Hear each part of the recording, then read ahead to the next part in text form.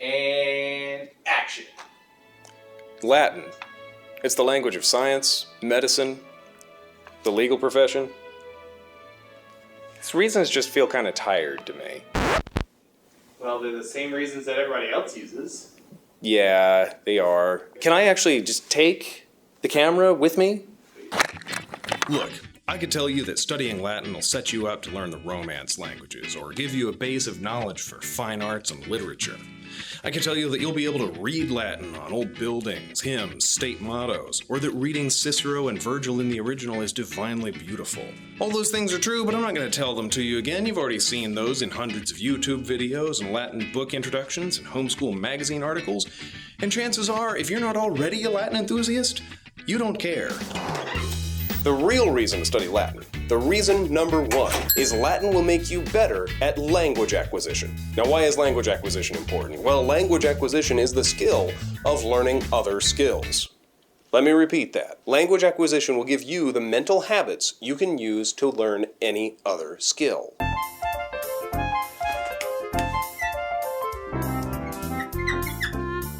See, different languages are different modes of thinking. We've all heard of those words that can't be translated into English because the concept is too different from how English speakers think. Words like sobremesa. That's Spanish for the time after a meal when the food is gone but the conversation is still flowing. Or itzuarpak. Inuit for the anxiety that comes with waiting for someone to show up, checking the windows, going outside, checking your phone to see if they're here. And Pizan Zapra, Malay for the amount of time it takes to eat a banana. Thoughts themselves are formed differently in different languages. Didn't those words make you think differently about the things they described? The act of learning a language, or even a single foreign word, is the act of learning to think in a new way. Now, the same thing's going on when you learn real-world skills, and not just skills that directly involve language like computer programming. Merriam-Webster defines language as words, their pronunciation, and methods of combining them used and understood by a community. Well, you're entering a community every time you learn a new profession, learn a new hobby, learn to understand the emotional needs of very young people. Learn to understand the emotional needs of big people who have a different personality type than you. Interact with historians or philosophers. Interact with the writers of cookbooks or gardening books, or even writers of software. Each one of those skills requires you to pick up a new mode of thinking, to think thoughts along new lines or in new colors. And the skill of learning how to build new lines of thought is language acquisition. But why Latin? Why not French or Spanish or JavaScript? A lot of students say, I don't want to study Latin because Latin is dead. Now, I could be pedantic and say that Latin never died, it evolved into modern languages. Or I could be insufferable and say, Latin's not dead, it's roaming around. But more to the point, that would be like a medical student saying, I don't want to study this cadaver. This cadaver's dead. Or an auto mechanics student saying, I don't want to study this internal combustion engine. This internal combustion engine is turned off. If you're studying language acquisition, you want a stationary target, and classical Latin hasn't moved in 1,500 years. And you might be thinking, learning new modes of thinking isn't that enticing. Can't you give me another reason? Well, I could tell you that learning Latin will expand your English vocabulary and help you understand Shakespeare and influence culture and get paid more in the workplace.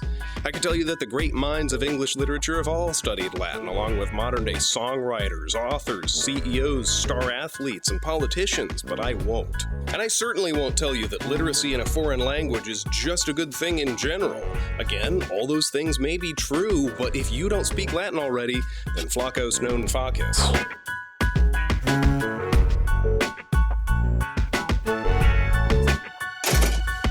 What I will tell you is Latin will make you better at speaking English. For a lot of students, studying English grammar seems boring and pointless, and that is not their fault. See, to speak English in everyday situations, you don't use a conscious knowledge of English grammar. You've been using concepts like tense and subject-verb agreement since you were 3. Your conscious mind is so far over them that in most of life, you don't need to know their names to use them well. So when you do study English grammar, which is important for creative writing, essay writing, professional writing, it feels difficult and redundant because it's difficult to analyze something you can already use intuitively, like teaching your kids to drive. Learning another language will give you perspective. See, from inside one language, it's hard to conceive of words as carriers of meaning. Because 99 times out of 100, you're just using the word as the meaning. The word and the meaning become synonymous. You're unavoidably blind to the limitations and the strengths of your native meaning-carrying system, your language, until you test drive a new one. But once you have access to more than one language, you have the objectivity to think about how the words are doing their job. Could they be doing it better? Suddenly, you're able to think about how thoughts are expressed in language in the abstract, without being bound to how they happen to be expressed in your native tongue, which will make you able to express them more precisely in your native tongue. Okay, but why Latin? What is it about Latin that teaches English grammar better than any other language? Well, English is a hybrid language, or a Germanic language with a hybrid vocabulary. Different people describe it different ways. To oversimplify history a little, the Celts got invaded by the Romans, and the Romans got kicked out by the Saxons and Angles. Then the Anglo-Saxons got taken over by the French, who were speaking their own evolved form of Latin. And in all the kerfuffle, English ends up with 2 halves. Germanic words, which basically express concrete, everyday realities. House, man, woman, kine, and swine. And Latinate words, multi-syllables that express abstract realities. Masculinity, femininity, virtue, republic, liberty. Basically, the Germanic half is the salt-of-the-earth farmer, and the Latinate half is his upscale wife, who I guess he carried off as the Romans were retreating, to go with the metaphor. Kaiser si viverat ad remum dereris.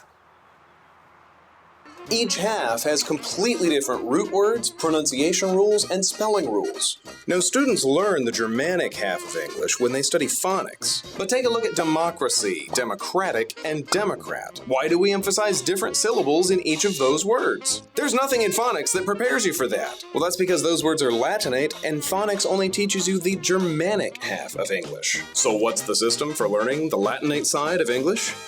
Studying Latin. And that Latinate side is so important. If you know a Germanic word like father, then you also know words like fatherly and fatherhood. But if you know a Latin word like pater, then you also know patriarch, patriarchal, patriarchy, paternal, patrimony, patriot, expatriate, compatriot, patronize, and patronizing.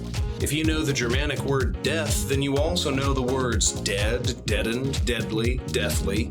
But if you know the Latin word mors, then you know mortal, immortal, morbid, moribund, mortician, mortuary, postmortem, rigor mortis, mortify, and mortgage. You know, because you'll be paying it till you die. Now, I won't bother to tell you that being a better English speaker is going to improve your SAT scores and your college papers. It will, but those aren't good enough reasons. If those are your reasons for studying Latin, forget about it. The real reason to study Latin, the only reason, is it's going to make you smarter and wiser. Learning a language, paying attention to the details, looking for patterns, memorizing vocabulary, they're all wax-on, wax-off disciplines that develop your brain.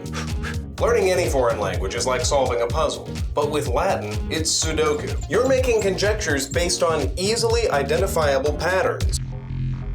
In Latin, it's not uncommon for one word to be untranslatable without reference to every other word in the sentence. Latin trains you to conceptualize one thing in the context of many things, and to see the connections between all of them. That's a mental habit that's going to have far-reaching applications as you study politics, economics, engineering, music, astronomy, home repair, crying kids, or anything else in life. Not only that, but by the time you're translating actual literature, you're going to be taking the literal translation, the what does the text say, and running that through the grammatical big picture and the cultural backdrop to arrive at the real translation, what does the text mean?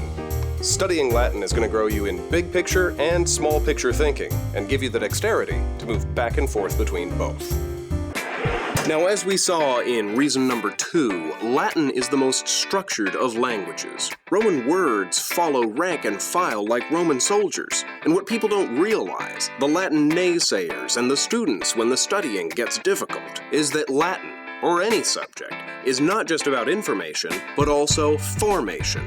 It forms your mind into an image of itself. You've heard the maxim, you are what you eat? Well, in the same way, your mind becomes like what you spend your time thinking about. And that formative aspect of any subject is as important or more important than the information it imparts. The study of literature teaches compassion for the human condition. The study of history teaches objectivity and perspective. And the study of Latin teaches logic, order, discipline, structure, precision. Suffice it to say, Latin is an almost totally consistent system, making it less like a language itself and more like an exercise for learning the skill of learning. And all that adds up to this, that knowing another language allows you to express thoughts in your own language you never could have come up with. And Latin, because it's structured and predictable, because it's the other half of English, and because it's not evolving anymore, works those benefits into your brain better than any other language. Except for Greek or Hebrew, but you'd have to learn a new alphabet. Hey, I think I actually got them all. And that's it. Hey everyone, thanks so much for watching. If you found this video either beneficial or good, be sure to subscribe for more classical homeschooling content. And if you're considering homeschooling yourself, check out our free summer conference for homeschooling parents or our community-based homeschooling program for families. We are Classical Conversations. God bless you and happy homeschooling. Dude, what if everything is language and language is everything?